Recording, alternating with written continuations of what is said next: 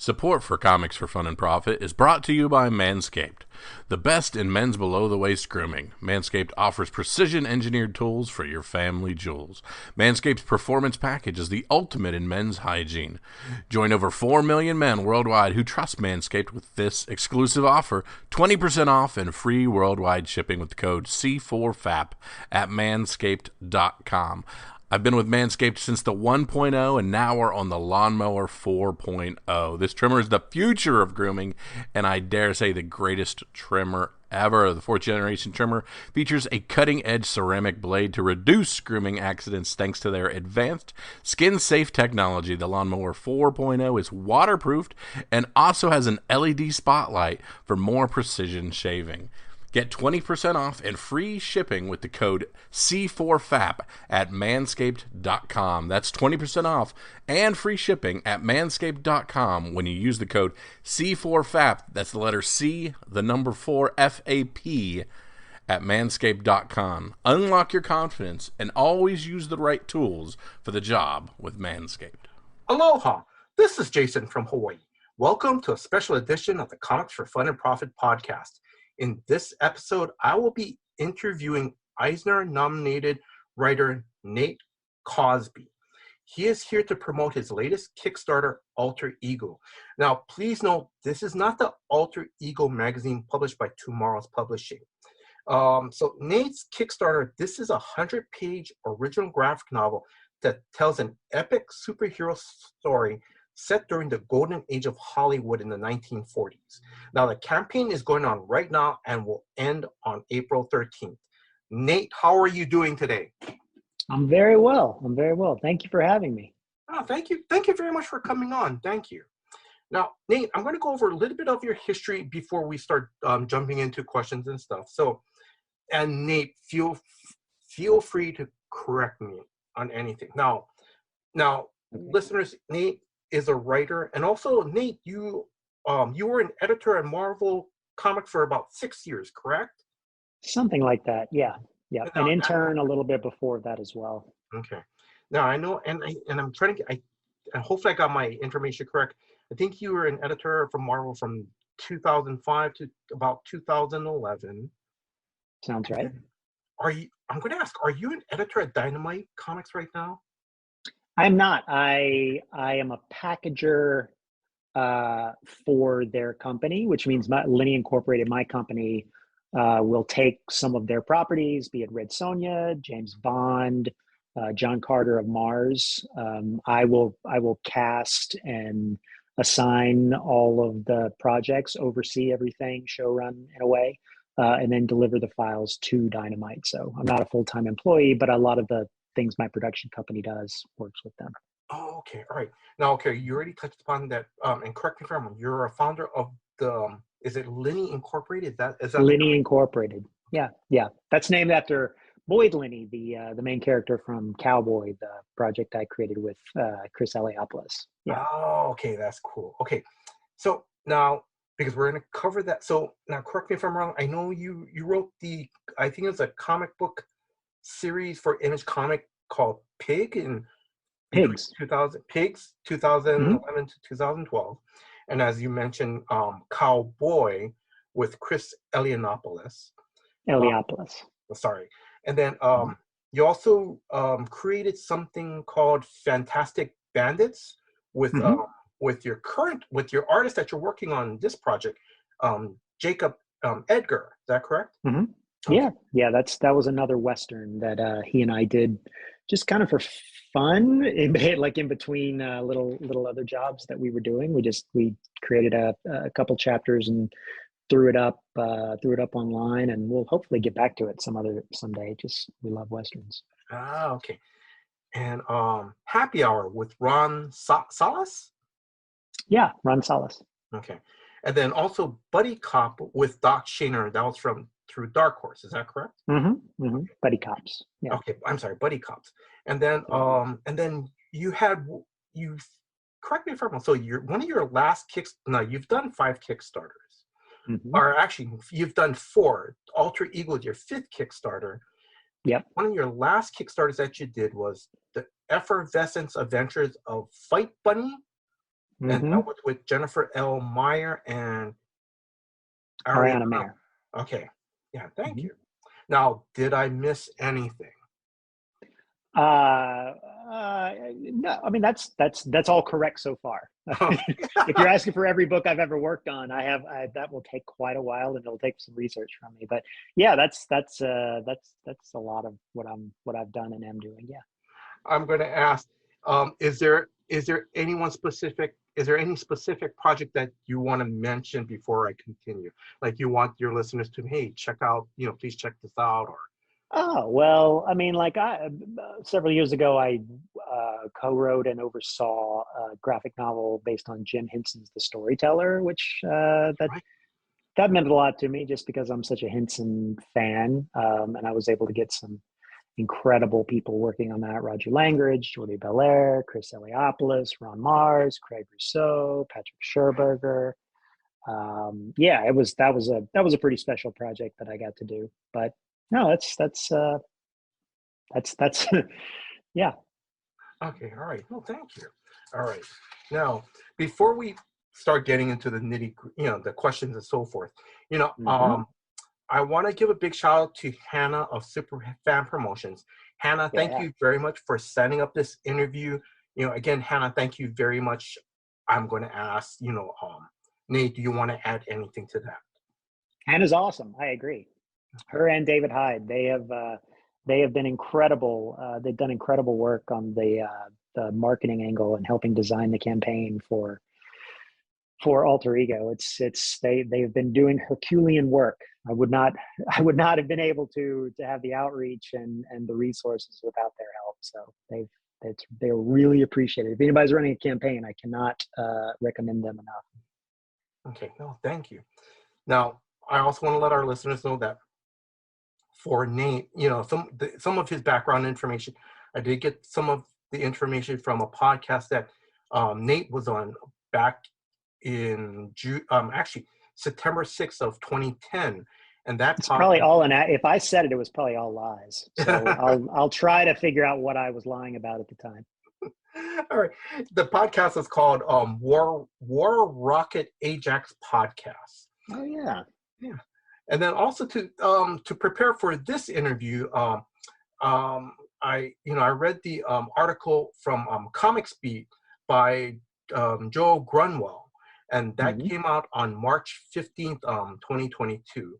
And again, that article covered the Alter Ego Kickstarter campaign. Now, Nate, where can listeners follow you on social media? I'm mainly on Twitter. It's at Nate Cosby. I'm on Instagram occasionally as well, if forced to be. But for the most part, it's just Twitter. I mostly use Twitter for work, actually, when I'm looking for collaborators, colorists, artists, letterers, writers, that kind of thing. But yeah. Okay.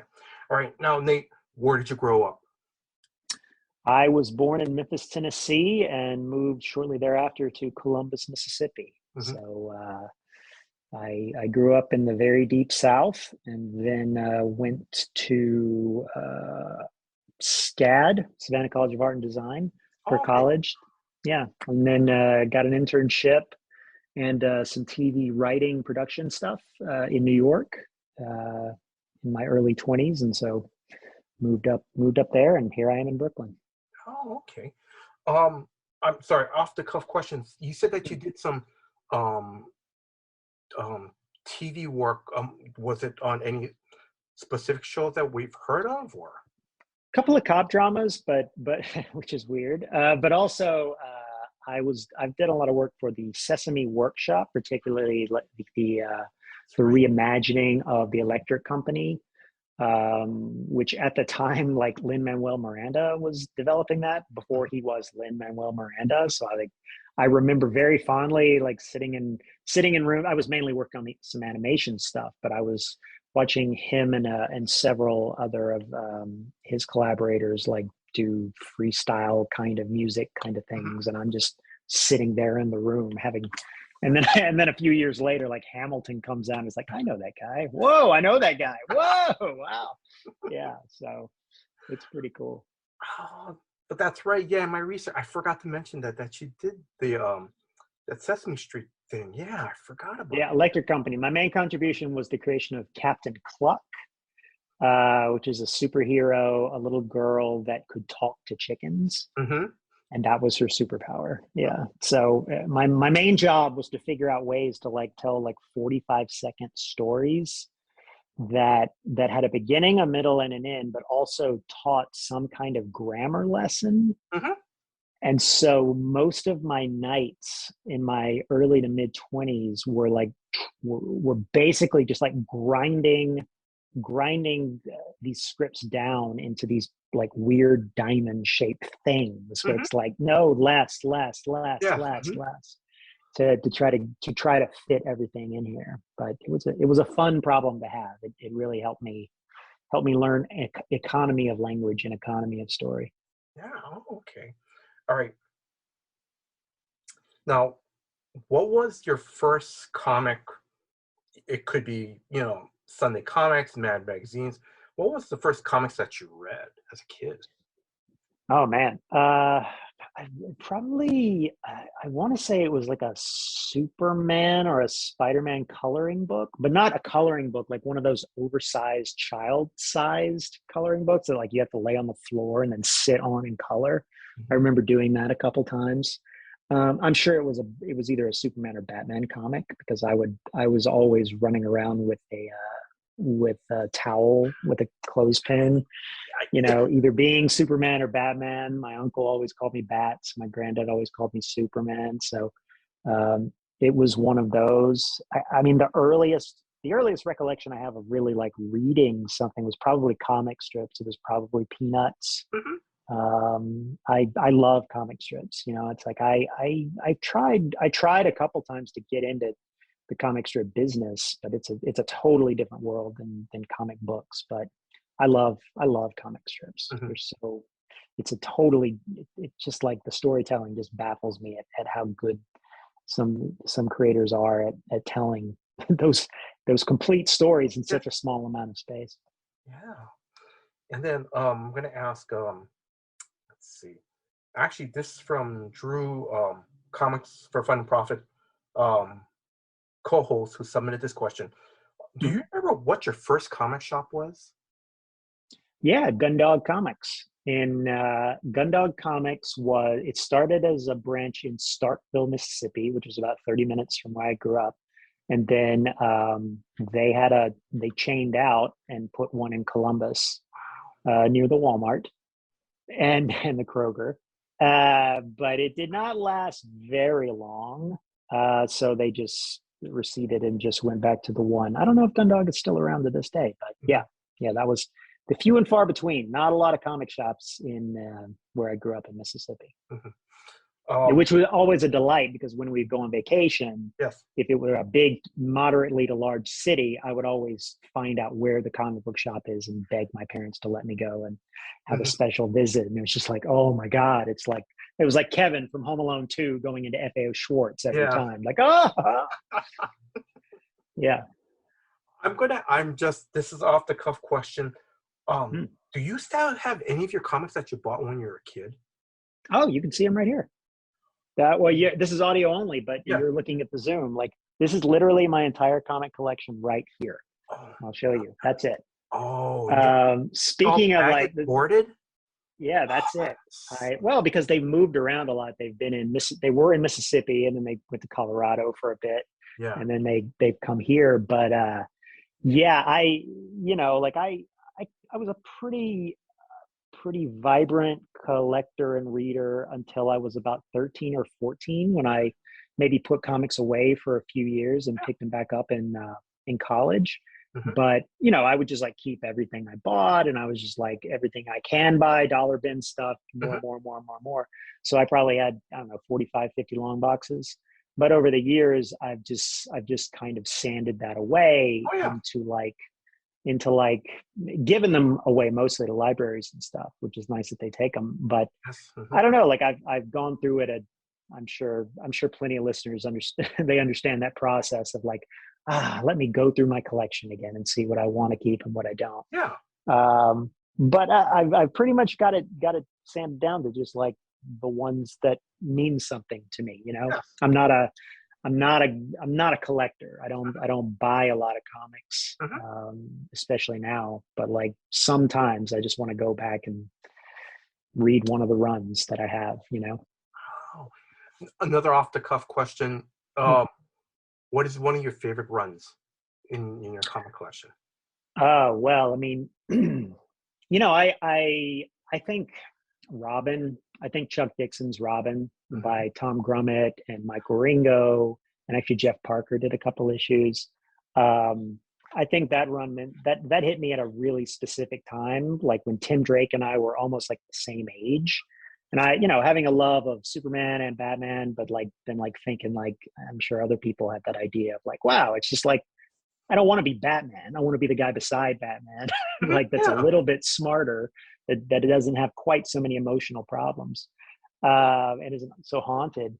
But that run like really meant something to me because it was so long, and it like took me through a certain part of my formative years. And then paired that with Dixon's Nightwing. That was pretty amazing. Also, Brian Michael Bendis's run and Mark Bagley's run on Ultimate Spider-Man is pretty incredible. The first, I think that ran right up until like it was one of the first things I started reading again when I came back to comics in college, and like it continued right up until I got the job at Marvel. So it was like I'm going like through, it took me through college and then to my internship, and then I was hired. So, and then I've not worked with Brian a lot, but I oversaw a custom project that he did. That was really cool. And he's actually the collaborator with Jacob on the new Dark Horse project. But yeah, Ron Mars's Green Lantern run was really special to me. Mark Waid and Humberto Ramos on Impulse. Bone, like I mean, that's its own run in and of itself. Yeah. So. Wow, those are some pretty good runs. Yeah. Oh, and Astro City, of course. Yeah, Kurt Busiek and Brett Anderson on Astro City through all the different iterations of Astro City. Oh yes. Okay.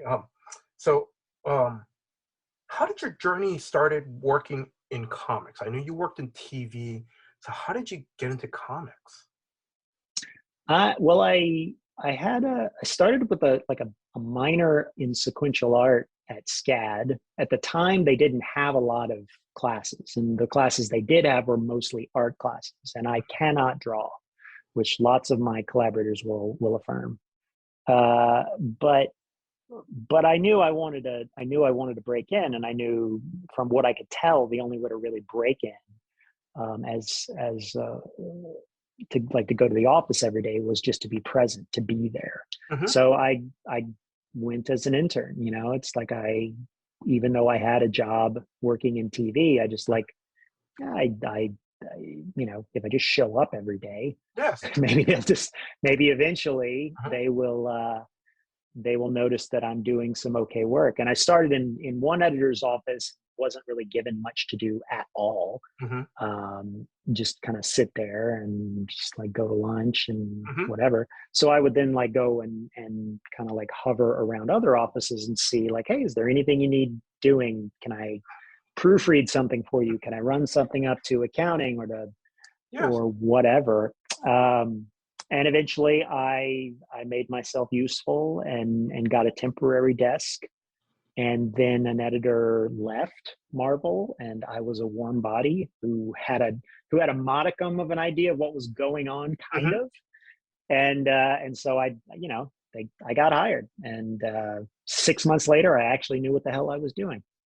But that took 6 months. It was a lot of fake it till you make it going on at that job. Yeah.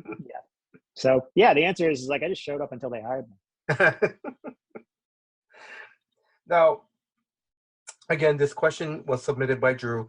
What was your first professional comic that you worked on, that you got your name on it and everything? Your first paid professional? Oh, paid. Well, my first paid one as an editor was Hulk Destruction #3, Mm-hmm. written by Peter David. Um, #3. It was, it was based on a video game, I believe. Oh, okay.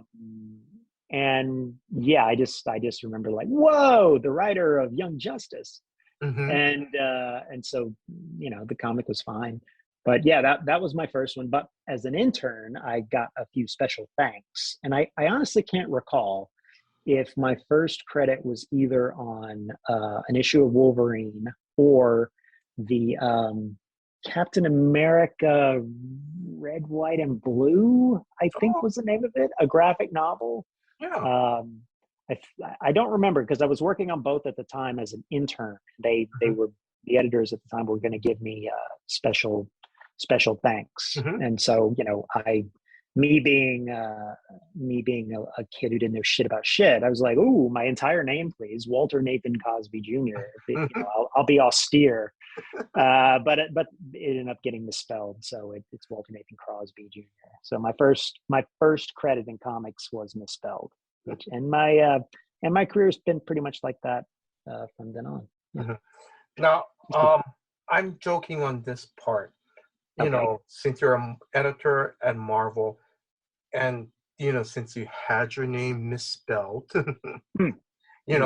did you make sure that your writer spelled everything correctly, especially names? Did I make sure everybody did? I mean, as an editor, I don't know. Yeah, I don't know if you ever read anything, but it's like editor brain is hard to turn off. Yeah, like I've always kind of been that way, where you go to a restaurant, you notice, they missed a comma, or they misspelled a name or something, or they didn't use enough dots to take over to the right side with the dollar amount or stuff like that. So yes, I pour over the credits a lot because I have an appreciation of making sure to get, especially like working with lots of international people with names I've never heard of until I work with them. I want to be sure that we get everything correctly because we don't want to be incorrect or insensitive. Yeah. Okay. I know that you said again, I'm going back to your first paid professional work was Hulk Destruction #3. Mm-hmm. How excited were you to see your name in the book, like as an as spelled correctly, you mean? Well, spelled correctly, and to say, hey, I made it. I really made it. Oh yeah. Well, I mean, it's terribly dorky because it's like when you work at Marvel, you get comps, right? You get free copies of Marvel comics, and so like that was fun. Like at the end of every week, you go and you get free copies. But of course, I was so geeked out about it. I went to a comic shop the week that it went out just to go. I didn't buy a copy. I went to the rack. I opened it up. I looked at my name, smiled, put it back, and walked out. It's like, okay, just make sure it's real. Yeah. Oh, but that's pretty cool. It's not dorky. That's awesome. That's awesome. Yeah. Oh, it's still awesome. Yeah. Every time, like if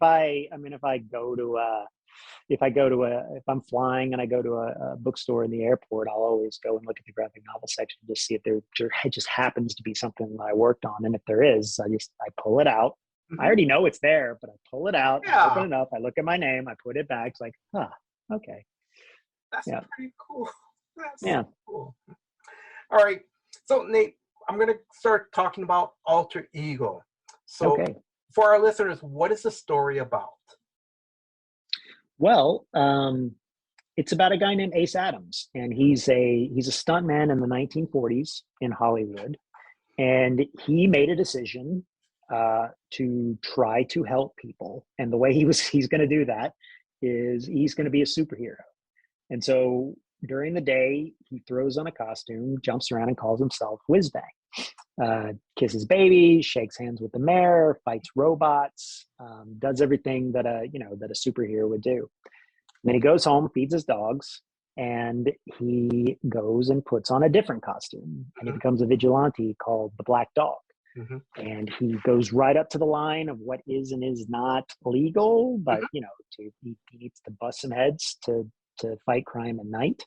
And nobody knows that he's doing this. He's the only person that knows that he's this one persona at day, this other completely different character at night.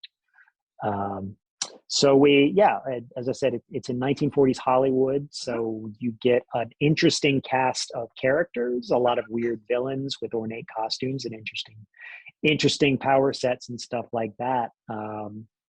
So yeah, it's the idea of what if one guy was two superheroes? What would that look like? How would you do that? Yeah, and then like I'm just gonna like you mentioned, like the idea of having one guy be two superheroes. Where did that idea come from? Was it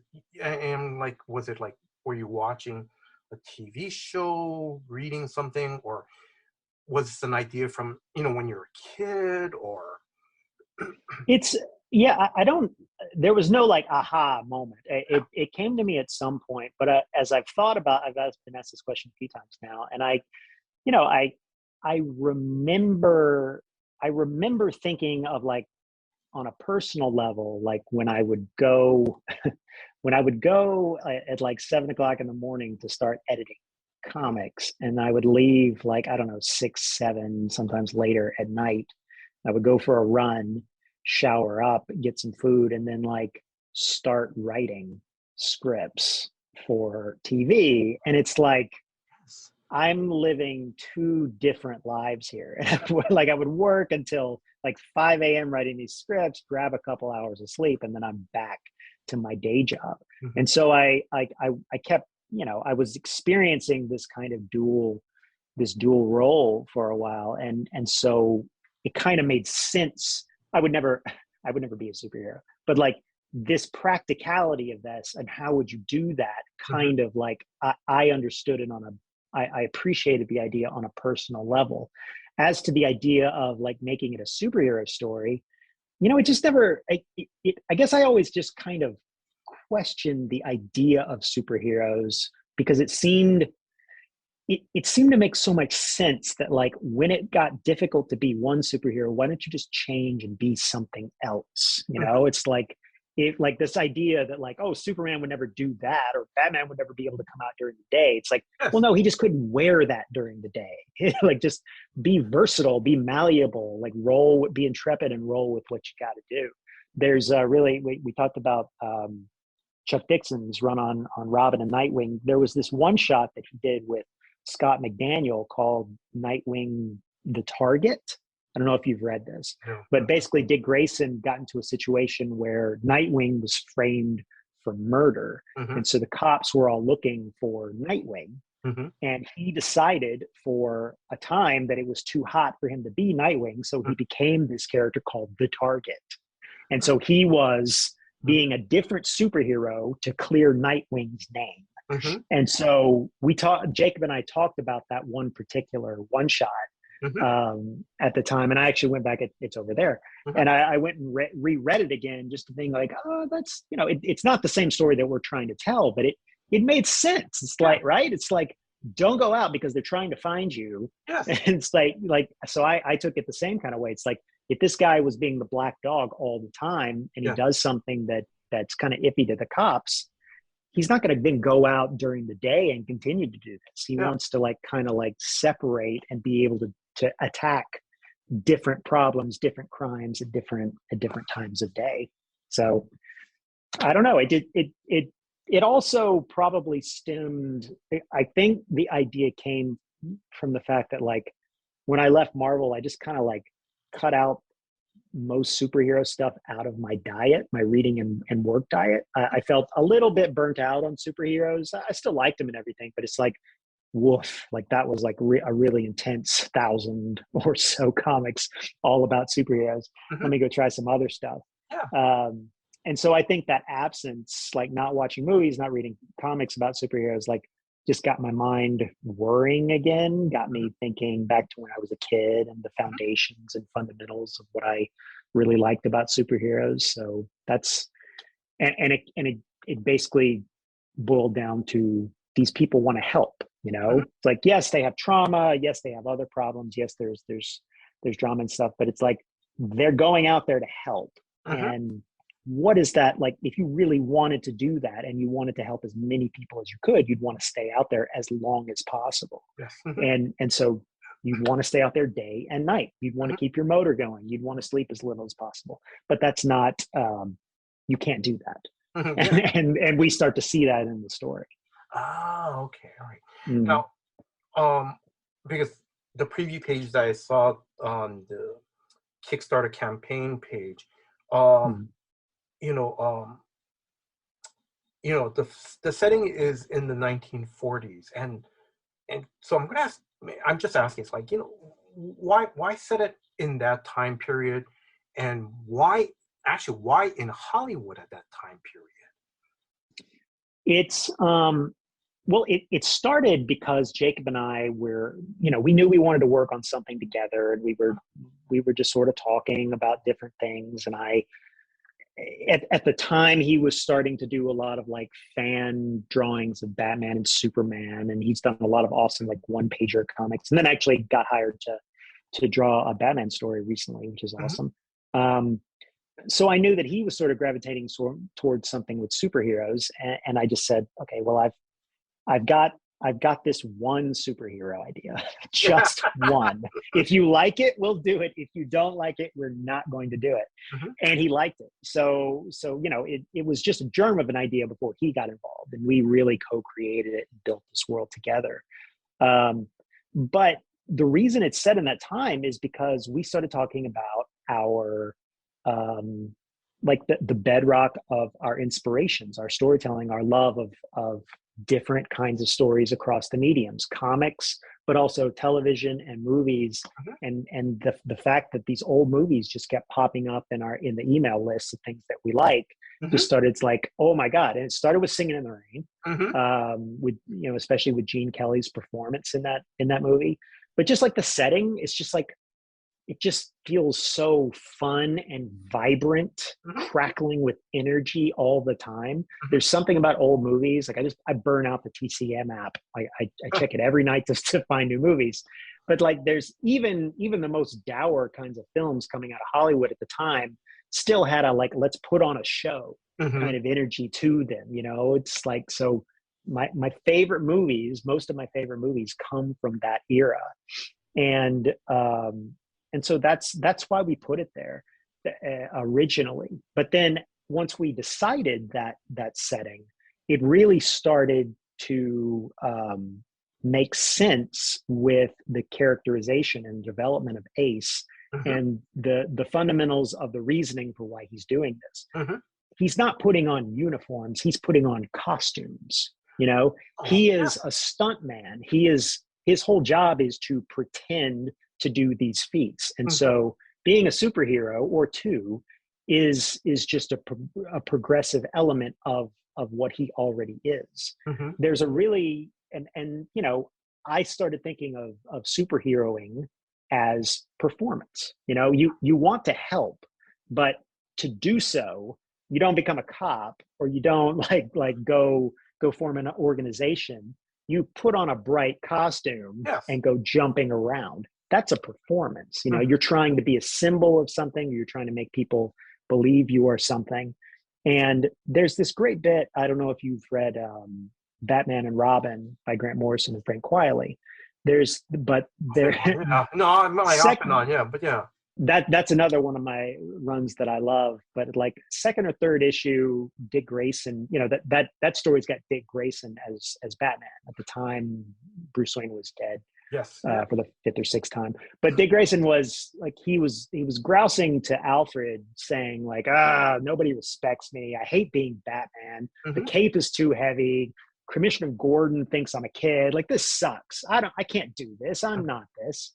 And Alfred's like, it's an act, It's like, it's a performance. Gotham is a stage. The lights are on, and like, go, action basically. And that always kind of stuck with me, where it's like, that's great. Like, that's it, it really is that. And so a lot of what informs Ace is based on that kind of idea. He is he is acting like two completely different people when he's this. You know, when he's whiz bang, his shoulders are back and his chest is puffed out, and he's smiling, and he's doing all this beautiful Gene Kelly choreography things, jumping around. When he's Black Dog, he's hunched. Yes. He limps like he's an injured beast. Like he sticks to the shadows and he growls, you know. And then when he goes home as just Ace Adams, he's just a regular guy. You know? But even that, even more than that, when he then goes out to like a bar or to like be a stuntman and stuff, he's then playing another part. He's being like a cocky kind of like gadabout around town. So he's being all these different things for different arenas in his life. And that just really interested me. Like, what kind of person, how would you do that? Well, and I've said this was also the thing that I write a lot in my notebooks. It's like, when you're spending all your time being all these completely different people, who are you really? Like, when do you start to lose your sense of self because you're working so hard to be all these different kinds of things? So that was an incredibly long answer to the question. But it's really good, because it's like, but I love the origin of the idea of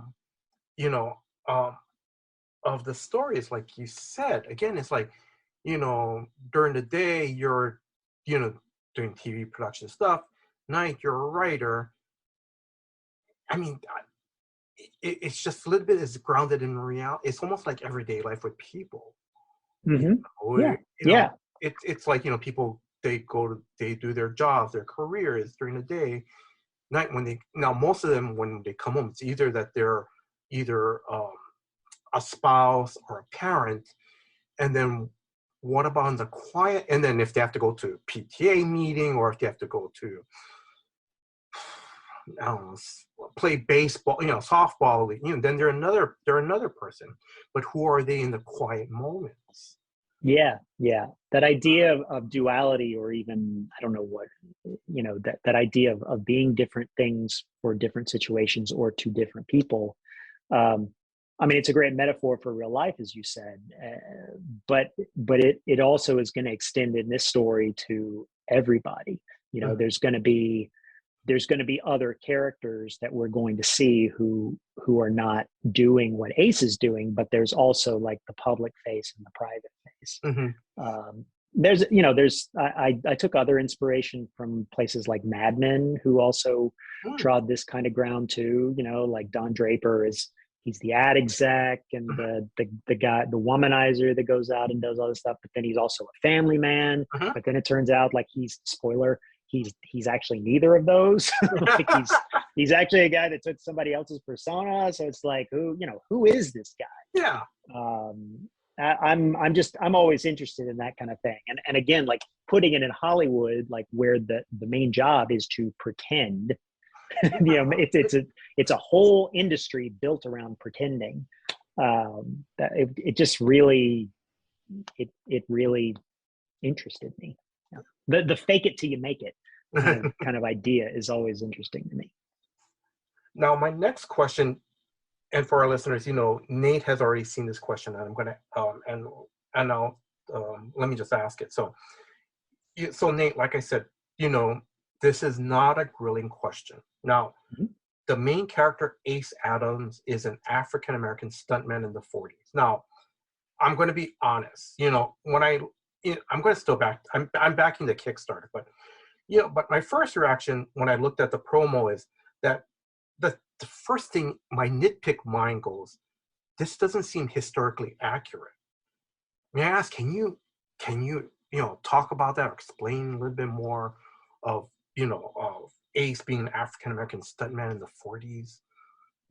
Yeah, absolutely. So when we first started kind of breaking the story and creating the characters, Ace was first. And where we started from, as I said before, like, Singing in the Rain was a big touchstone for Jacob and I. And so the first thinking was like, okay, he's Gene Kelly, right? Like, he's got this incredible balletic athleticism to where, and you'll see in some of the preview pages where it almost looks like he's fighting, but it almost looks like he's dancing.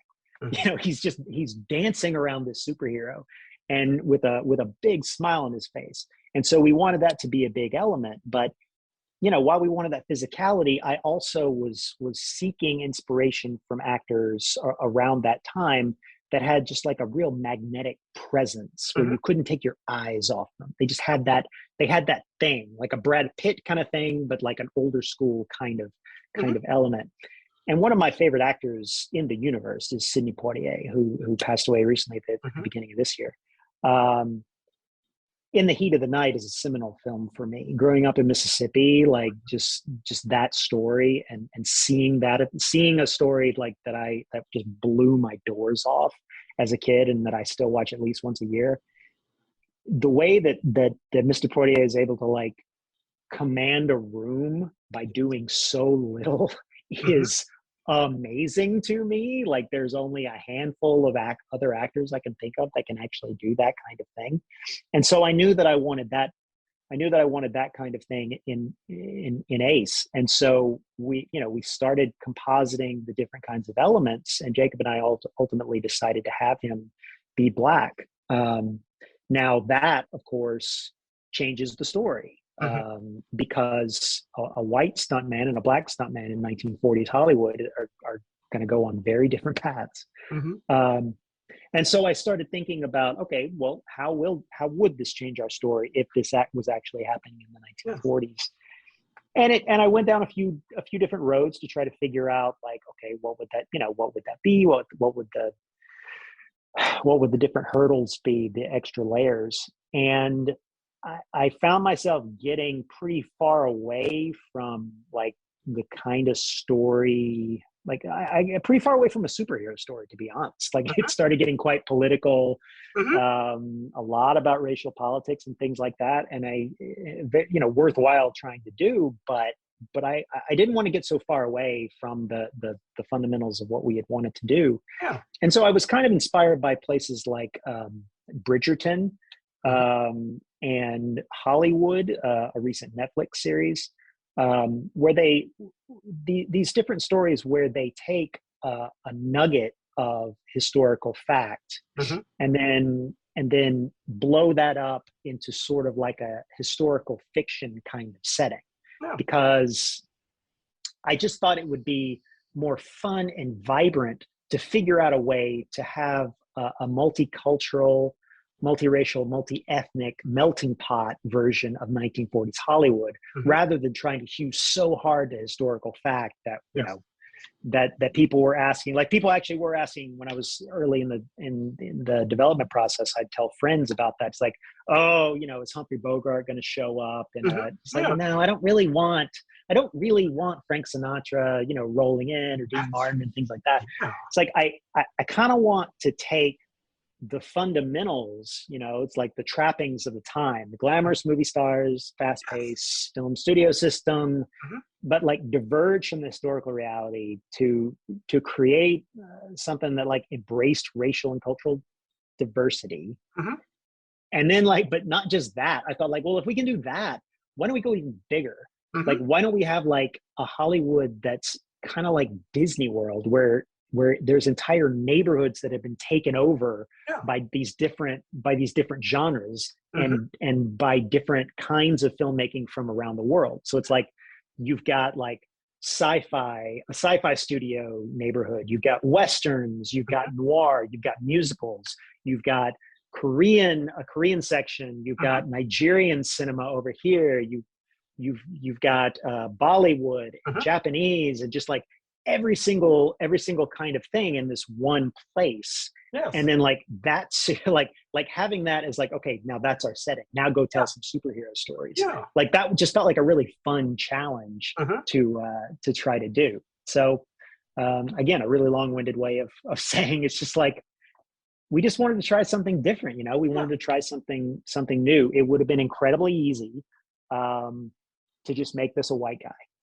It's like, and as a white guy that I am, it's like I feel I felt that would have been like the easiest, kind of laziest track to do, but I wanted to try for something bigger. I wanted to try for something that felt a little more inclusive. So I hope the results bear out.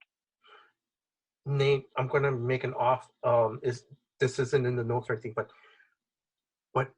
I didn't realize that's right, because when your friends go, hey, if you're saying this in 1940s and, Ace is going to be this African-American guy, is Humphrey Bogart going to show up? Is Jerry Lewis going? And it's like, that's right, because if you kind of sort of did it in almost a realistic Hollywood, that means, yeah, all big name stars back then, you would have to have someone show up, and it'll be unfortunate, because then a reader's going to go, that does not look like Humphrey Bogart. Yeah.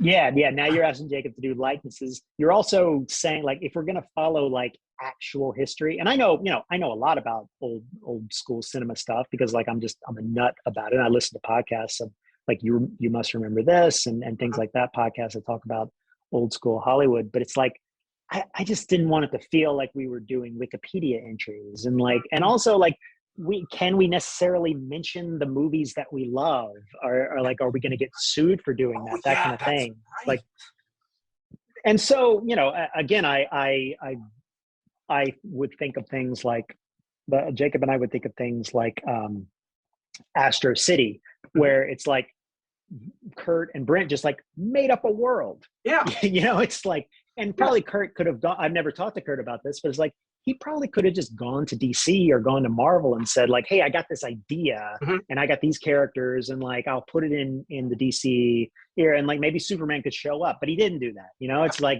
he's going and pushing it over to his own world.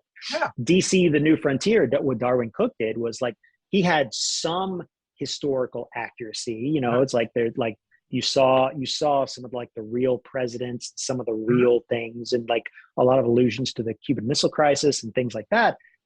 But also they're superheroes. It's like that fundamentally we are telling a fictional story. Yeah. And so, we have rules to the world that we're making, but at the same time, we just didn't want it to just feel like a deep dive into historical accuracy. Yeah. So it was just important. Oh, okay. You mentioned Sidney Poitier. I saw your tweet and read your Substack article about your love for the movie Lilies of the Field with Sidney. Now, if Alter Ego graphic novel had came out in the 60s, would you have loved to have seen Sidney Poitier play Ace Adams? Oh, absolutely. Oh my God. At the time, I'm sure it would never have gotten past just like a script stage, because we're like, superheroes. What the hell is that? Oh, you mean those like those crummy Adam West Batman show? Like, no, we're not doing that. Or those 1940s Batman movies where it's like the pointed ears are kind of like drooping. Yeah, it's like, is this a Flash Gordon serial? Like, yeah, this is like pre-Star Wars. So it's like that kind of thing is not done. But yes, absolutely. And like, you look at Sidney Poitier's performance in Lilies of the Field, and it is just like, I mean, if any of your readers or listeners have not seen Lilies of the Field, it's the one that Sidney Poitier won the Academy Award for, like, very rightly so. They shot that movie in 2 weeks, and it is all about him just like building a chapel for some German nuns from scratch. And like, you kind of watch him do it. And he's just like, and you just watch this guy, and it's just like, it's magnetized. You cannot stop watching his physicality and how he's doing this thing, because like, he's not happy that he's doing this. He's not really getting paid. These nuns have no money, and they keep talking him into doing this. And so it's like, his body language is just he's just like frustrated, but he's still doing it because he's so proud and stubborn, and like, he wants to keep doing this. It's just, it is a masterclass in performance, and it's all him. It's a 90-minute movie, which is how long movies should be, in my opinion. But yeah, I cannot recommend it enough. But yes, I think a lot of, I'm really deep diving on all Sidney Poitier stuff to get a feel for, because in my panel descriptions, I try to provide as much like body language stuff as I can. Sometimes I will actually like take pictures of myself doing things, because I don't know if it's just my editing background or just how I like to write, but it's like, I really like when there's a way for the art to convey something rather than saying it. I prefer that. I prefer to say less and let the art the artists sell that idea. Yes. And so I'm a big believer in like little movements, little things that you can see rather than have spoken. So that's why I watch movies a lot of times before I start writing, because I want to see how people move across a room, because it's so easy. It is so easy, as you will see in most modern comics, to just set up a scene where people are sitting at a table and they're just talking. And that is like, that doesn't happen much in real life. People don't just like sit and talk. They move, you know, as you can see in the Zoom. Like I talk with my hands a bunch. Like I'm doing all this all the time, and like you scratch, you move your hat, maybe you drink, you're smoking, or you're eating, you're doing something like that. So it's like, that's an important aspect of storytelling to me, and characterization. Okay. So I know you already mentioned Ace has, correct me if I'm wrong, 2 pet dogs, correct? He does. Yes. Okay. So now I'm going to ask you this question, and I can't remember if I got but yeah, let me just ask. So do you have a dog? I do not. I am an uncle to 2 Australian shepherds named Finn and Honey, or we call them Finners and Bun. They live in Colorado, and I'm also sometimes caretaker of my neighbor's dog Chorizo, who we just had over the weekend. But yes, I'm a massive lover of dogs. Okay, all right. And then sorry, off the cuff question. What kind of dogs does Ace have? He's got an English Bulldog and a Great Dane. I cannot reveal their names at this time because it's an important element to the story. I don't want to give it away. Sorry. You'll have to buy the book to find out. Sorry. All right. Now, how did you come up with Ace's alter ego names, like Whiz Bang and the Black Dog? How did you come up with those names? Whiz Bang was easy. Like Whiz Bang was really fast. Once we set it in the era, there's always been this like crackerjack, firecracker, whiz bang. Just like I love that kind of old school, fast paced talkiness of that time, and just like whip crap, fast bang on the QT. Here we go. And like whiz bang was just one of those words or words with a dash that I always just kind of loved. And so like we wanted to like. We came up with the names and the costumes kind of at the same time, just kind of Jacob and I going back and forth. And like, we basically kind of wanted him to be dressed like a firecracker. We also wanted his costume to be kind of loose. So like you look at him, he's kind of wearing more of like a sweater than a shirt or something tight. His, that came from like the Alan Scott Green Lantern costume. That was a big inspiration. But also just kind of like a circus sort of thing. And what we wanted to do was like, we wanted to make it feel like this was something, these were pieces that maybe Ace found in a studio somewhere, right? Where it's like he dipped into a costume department between takes and stuff, and like, ooh, I'll take this and this and this. And so it's just like, it's this big, bright, vibrant costume, Whiz Bang. And he's always jumping. He can't fly, he can jump. But I always got the idea of like looking like a firecracker going up each time. And you'll notice in some of the upcoming pages where it's like I'm still playing around with this. We're playing around with this to get it right. But like when he leaps, we want there to be a whiz sound effect going behind him. So it like spells WHIZZZZZ. So I'm working with Russ and Jacob to still nail that element. And then Black Dog, I was thinking like almost like a campfire story, like a story you tell kids to scare them from the dark, like to make them scared of the dark. And so I started looking at like real, or not real, but like I started looking like myths and lore and things like that, and characters that had not really been turned into other heroes. And I found this. It's a British kind of myth that was actually like it's kind of the same thing that Hound of the Baskervilles is based on, the Sherlock Holmes story. The idea of this dark dog on the moor, it's like out there, and I want to say Scotland, but it's also been in some other places, with these bright glowing red eyes, and you can see his teeth and that kind of thing. And it's just like he's this haunting, hound Mm-hmm. that is always pursuing, that is always right there looking at you. And so that's where Black Dog came from. And as I said earlier, like the idea of him being this wounded animal. Yes. And actually, like maybe you'll be able to tell, but like my idea for the dialogue is, we're gonna grit it up, make it scratchy, and look like he's like he's going like that, but also have him speak kind of in riddles, but with a British accent.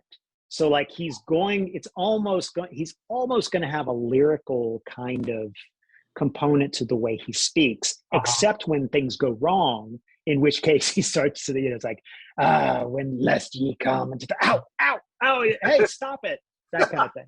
So we want it, like, because again, it is a performance. We're not going to, it's not a comedy, but it's going to be some fun elements of like trying to stay in character, basically. So yeah, that's kind of where they come. And Black Dog is, like, I should say, as I said before, he's padded and he's limping, but also like, he's hunching and he's limping, but also he's kind of padded because we wanted him to look bigger and shorter than kind of a Wolverine kind of vibe. And so different from Whiz Bang. So like you would never think that like this big, this giant smiling guy would be the same as this hunched weird dude in the shadows.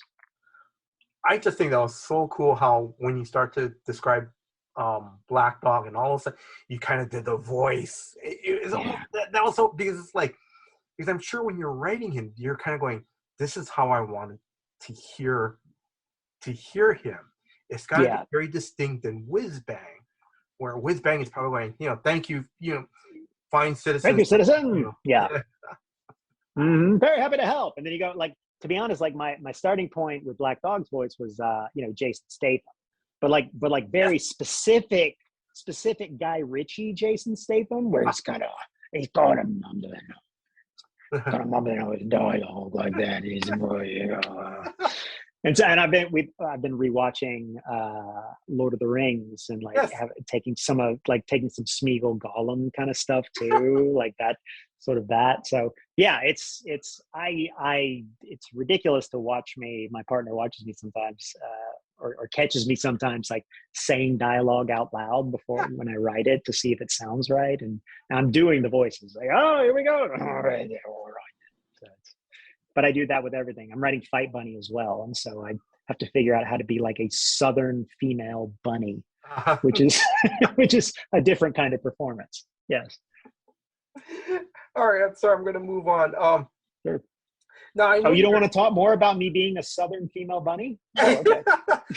We'll hold that off for another interview. Sure. Yeah. Sure. All right. So, I know you're teaming up again with artist Jacob Edgar. Now, to our listeners, again, like Nate mentioned, that he was an artist on a Batman story, and I think Jacob is also, if I got my information correct, he's drawing Army of Darkness? He drew Army of Darkness. I edited a book called Death to the Army of Darkness, written by Ryan Parrott, who does Power Rangers books and other things. But he is currently working on an unnamed project with Brian Michael Bendis with Brian's Jinxword World deal at Dark Horse. So he's actually doubling up, talking about duality. I guess he's got triplets as well. So I don't know when the man sleeps, draws, eats, whatever. But like he's drawing that, and he's also working on Alter Ego at the same time. Yeah. All right. Now, how did you guys first meet? Or actually, online. I'm sorry? We never met in person. We met online. It was another one of my my Twitter. Every once in a while, I'll go on Twitter and say like, "Hey, I'm looking for interior artists. Like, if anybody's out there, send me a sample, send me your links, your portfolio stuff."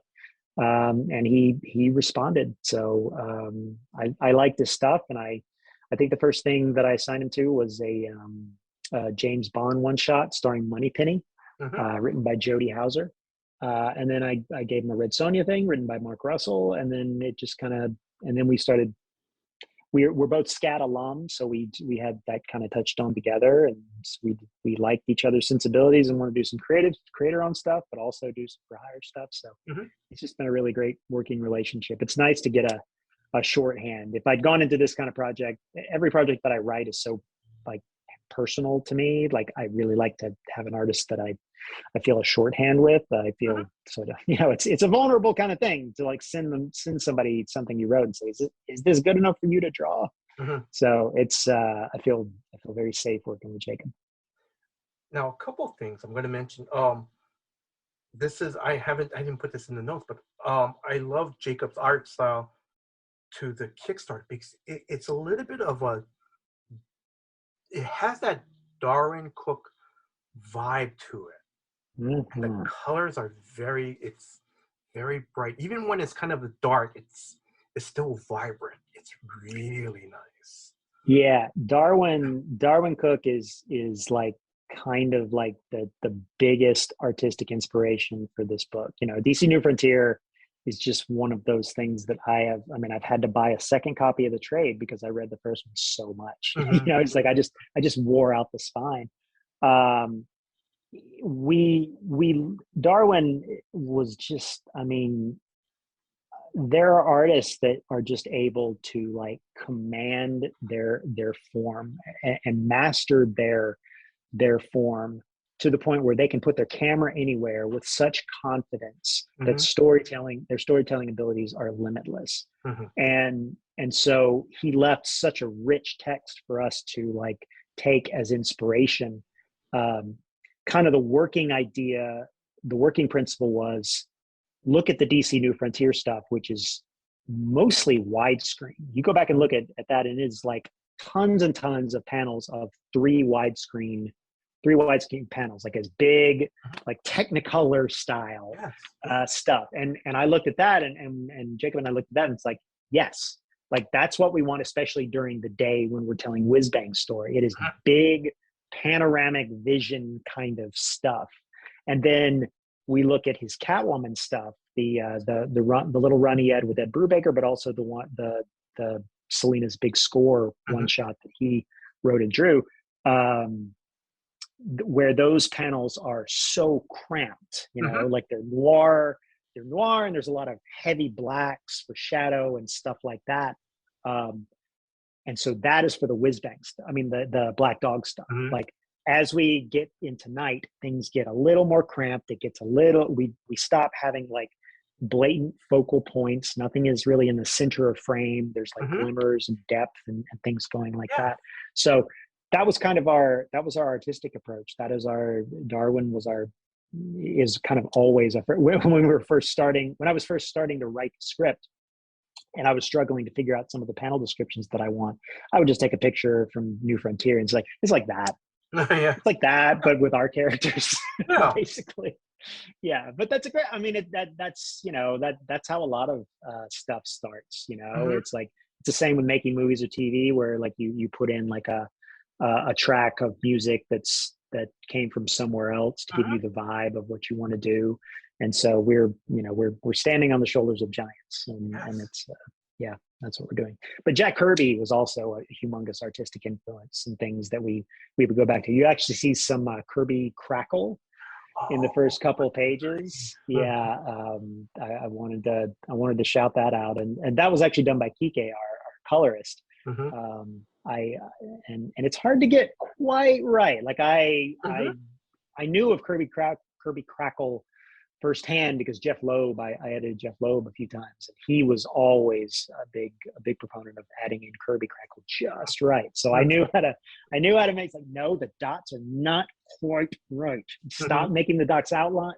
No dots outlined. They are black. Yeah. They are on top of each other. Yeah. Yes. It is crackling. Yeah. So anyway. The other thing I want to comment on, and I don't know if Jacob did it or if you guys decide to put this in together, because I know one of the pages, I think Ace had crashed. He's getting up. It looked like he crashed into a theater marquee sign. And he's standing up out of the rubble. And I love on the side, it says, there's, I think like the movie that's playing is called Fantastic Bandits. Yeah. Was it you or Jacob, or was it both of you guys? No, that was, I think I might have had it on the marquee. I honestly can't remember. I'd have to go back. One of us had the idea of putting that on there. I'll give it to him. I truly don't remember who came up with it, but yeah, we wanted to shout out our previous thing that we've done together. Yeah. And we also had a couple other things on the marquee that are like allusions to future stories that we have in mind. We just kind of wanted to like do a little Easter egg for that. Mm-hmm. That's pretty cool. Yeah. Okay, so I know you already gave a shout out to Kike, your colorist. Are there any other members of the team that you want to give a shout out to? Oh, Rus Wooton. Mm-hmm. I mean, just one of the great letterers of our time. An incredible designer, an incredible artist in his own right. He's, he lettered The Walking Dead. He letters Firepower, and pretty much everything Robert Kirkman does, I believe he letters. And then he and I got to know each other at Marvel. My favorite thing that he did was Thor: The Mighty Avenger, the series I oversaw by Roger Langridge and Chris Samnee and Matt Wilson. And he just did it. He had like I was looking for a very specific kind of like John Workman approach to the lettering that he took as a baseline, but then really brought to life. And so I wanted a similar kind of approach here that like, I'm a lettering nerd. I like it to be kind of difficult to tell where the lettering begins and the art begins, that kind of thing. Like I want them to feel of a piece. And Rus is one of those letterers who can really do that. Like people like Joe Carmagna and Chris Eliopoulos and John Workman, who are just able to make the lettering feel like it's on, it's with the page. It's not layered on top of the page. Yes. Nobody's forehead is covered because, that kind of thing. So it's, Rus is a genius. Okay, that's pretty cool. Now, the Kickstarter has some variant covers. How did you get these artists to do covers? Like, now I'm going to try to, hopefully I pronounce Wilfredo Torres. He's the artist that did this for Superman 78. So Hester, of course, Green Lantern fame. Declan Shelby, his incredible, the first 6 issues of the Moon Knight series that came out in 2016. And then of course Chris, as you mentioned, from Cowboy and the Franklin Richard books. And I'm going to try to pronounce this last artist's name for variant covers. Souza Micah? It's all right. Souza Micah. Yes, Catwoman, and I love. And I'm gonna now because I don't know that name. I don't know if the only thing is Souza Micah's variant cover. I mean, it's wow.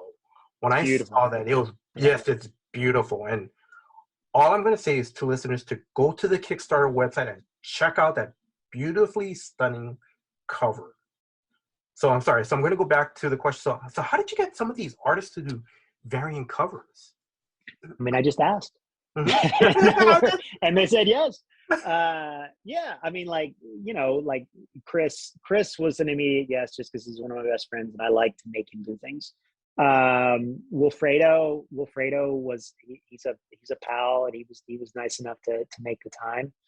Phil Hester, he's just one of mine and Jacob's favorite artists in the world. And I've been lucky enough to work with him a few times. And I actually was lucky enough to it's his pencils, but I got Klaus Janson of Daredevil fame to ink him with Chris Sotomayor on colors. Yeah. So, and Jacob, I'm jealous. Jacob's got the original version. They gave Jacob the original version. Yeah, so I get to at some point I told him at least give me a picture of the framing of it so I can see from afar. And then Declan, I worked with Declan. I knew Declan back when he was still, up and coming before he was, going to Moon Knight premieres and stuff like that. So he was nice enough to do me a favor, and just incredible cover. And then Souza Micah, I knew from seeing the first time I saw her a couple Catwoman covers, like, wow.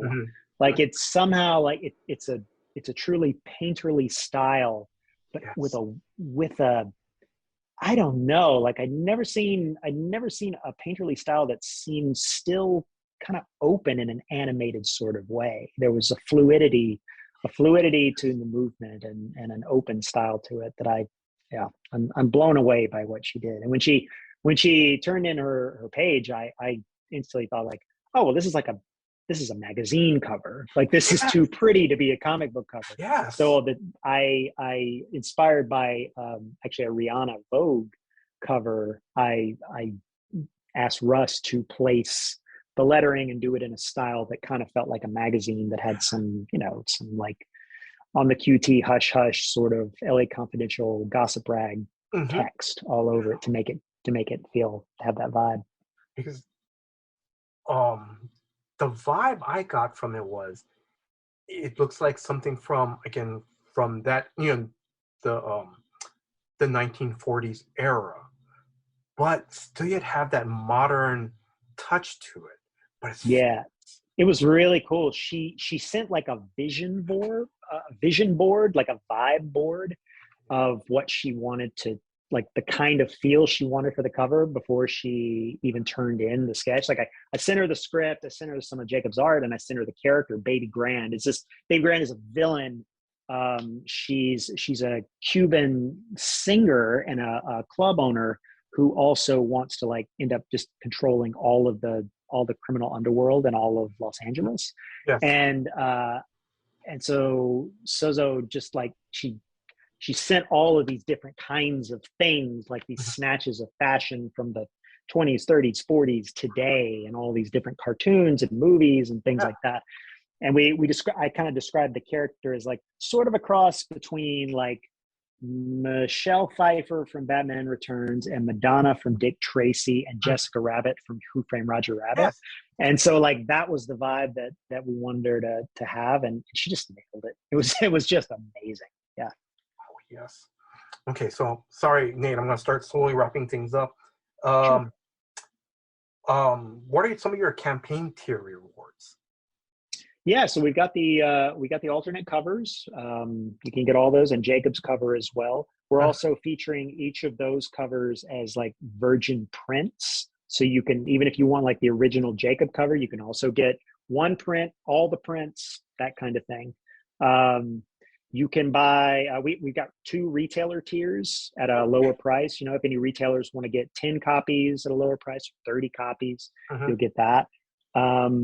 And then, and then there's also, you can get, Jacob will draw a sketch of either Whiz Bang or Black Dog in your copy of the book. There's, I think there's maybe 6 of those left, so there's not many.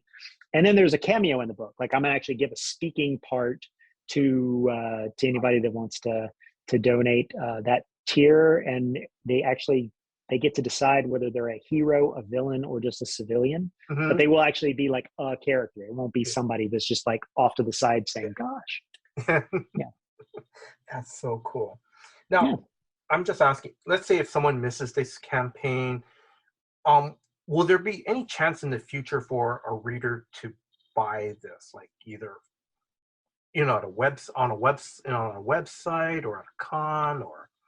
Yeah, once the campaign ends, we plan on keeping the link open so that you can pre-order, basically. So like if you miss it by within the 30 days, you can still go and pre-order it.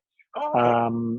And then, for now we've only got the self-published version coming, but we'll see what comes in the future as far as publishing elsewhere. But we're gonna have plenty of extra prints if for people that want to get it. But I would encourage people to get it now. Yes. Oh, yeah. Just because so we'll know how many to order. Yeah. Okay. So now will we see any more stories about Ace Adams in the future? Do you have any stories? We'll see. I did not write this or conceive of this thinking in terms of sequels. I think I really wanted to throw every idea about it because this is my first superhero that I've ever written, maybe my only superhero that I plan on writing. Okay. So I really just wanted to like throw everything that I feel and want to see or what I would do with a superhero story into this one. And I know where the story's going, but there's a couple of different factors to see what might happen by the very last page. Mm-hmm. And if it does, if it does well enough and there's an audience for it, I'm willing to open up my notebook and look at a blank page and try to come up with something. So, but we're also coming up with a lot of characters in this world, where there's some that could have their own little individual stories that may pop up elsewhere as well. That's pretty cool. Okay. Mm-hmm. Are there any of your friends' Kickstarters you want to promote? Right. So there's a new Kickstarter coming out based on the Carmen opera. Mm-hmm. Yes. And it's going to be done by opera singer and director Alex Schrader, with art by P. Craig Russell, and Anike, with a guy I've worked with a long time, Hasanats Menohau, on lettering. So that's going to be coming out soon, and I think that's amazing. The idea of taking an opera or a play and converting it into a graphic novel is just a really cool idea to me. Wow. And then let's see. I'm slowly wrapping things up. What is the most fun or exciting thing you love working in comics? I just love the collaboration. Like it's just really cool to, whether it's an idea that I had or it's an idea that someone brings to me and we work on it together and then see it through. Writing is really hard for me because it's lonely. It's just I spend most of my time editing, which is, collaboration with other people, throwing ideas, them throwing them back, showing me things, go back and forth. But when I'm writing on the page, it's just me. Mm-hmm. And then I give it to other people and they give me ideas, but just getting that, pardon my French, getting that shitty first draft down is really difficult for me because I'm just not used to it. So I just get excited by the idea of building a team or being a part of a team and being able to see a project through. It's just really cool. Okay. I'm going to ask you, what is your favorite convention moment, whether it's either as a fan or a creator? I punched Humberto Ramos in the face one time. Okay.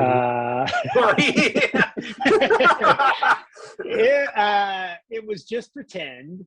It was in it was a San Francisco con, I believe. I know Humberto now. Like we're buds. Like at the time we were just like palling around and stuff. And I don't remember, like somebody wanted to take a picture of us for a news article or something, but just like he wanted to do something where we were like holding each other or something, just like being buds. But instead we decided to just like, cock back and he just like, good. So I think it might have run in Bleeding Cool or something, where it's like Nate Cosby attacks Humberto Ramos. It's just like, and so that was like, I did get some frantic calls from a couple of people at the time. It's like, I heard you beat the shit out of Humberto Ramos. Like, you can't do that. What do you bust his eye and he can't draw anymore? Did you break his hands? Like, we didn't actually do that. But yeah, that's what I recall. All right. What is your next convention or store signing appearance? Oh, I don't have any. Oh, okay. Editors usually do not have any signing experience. That's not really a thing. Maybe we may be taking Alter Ego on the road. We'll see. I don't have anything planned at the moment. So, yeah. Okay. Nothing at the moment. All right. I look forward to it, though. I look forward to the next convention I go to. And hopefully New York. I don't know if I guess they're doing it this year at the Javits Center. All right. Have you and your family ever been to Hawaii? No. Well, my mother went. I think it was her her graduation, high school graduation trip. She went to Hawaii and said it was great. And I have never been, but my partner and I really want to go. It's on our bucket list. Oh, okay. All right. Now, closing question. Any closing words to our listeners? Well, if you made it this far, thanks.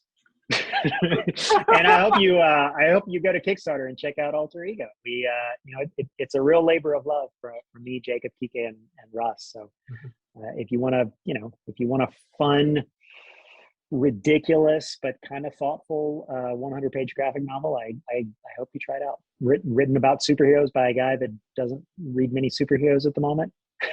but give it a shot. I promise. We're gonna. Oh, and if you like musicals and old movies, I think you'll really like this comic. Okay. All right. So Nate, I want to wish you all the success with the Alter Ego Kickstarter. Mahalo. Thank you, in Hawaiian. Thank you very much for your time and giving me the opportunity to interview you. Thank you very much. Aloha. And then I also want to thank Hannah of Superfan Promotions for helping setting up this interview. Now, if you are a new comic book reader or a lifelong comic book reader, please check out the Alter Ego Kickstarter. Again, it's a 100-page original graphic novel. The campaign ends on April 13th. And then I just want to thank Drew. Drew, the co-host of Comics for Fun and Profit. Drew, thank you very much for putting this episode together. Thank you for all your hard work behind the scenes. And if you are a new listener to the podcast, please check out new episodes of Comics for Fun and Profit that comes out every Saturday. And I want to thank you, the listeners. Thank you very much for your time. Thank you for listening to this episode.